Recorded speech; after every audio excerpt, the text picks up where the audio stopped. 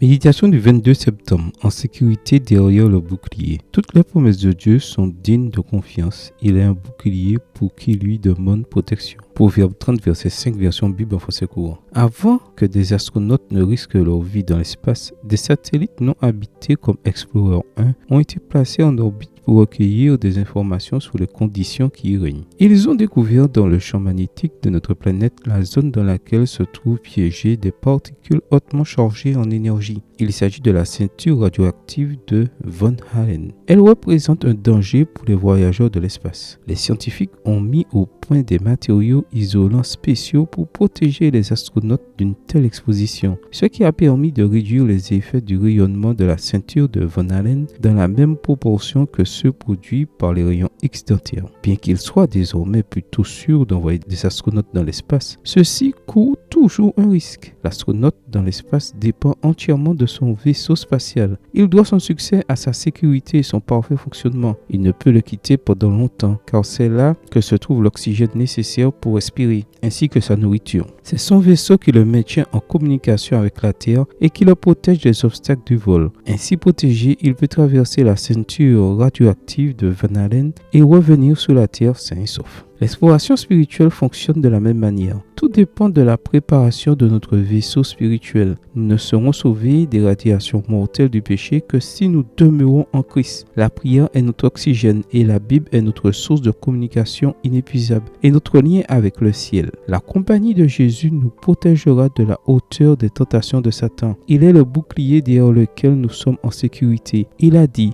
demeurez unis à moi comme je suis uni à vous. Celui qui demeure uni à moi et à qui je suis uni porte beaucoup de fruits, car sans moi, vous ne pouvez rien faire. Jean 15, versets 4 et 5, version Bible en français courant. Es-tu prêt à demeurer en Jésus? Es-tu prêt à le laisser être ton bouclier et ton guide? Ce n'est qu'alors que tu pourras proclamer avec confiance: il est un roc séculaire. Aimé louange numéro 370. Amen. Bonne journée à toi et que le Seigneur te bénisse.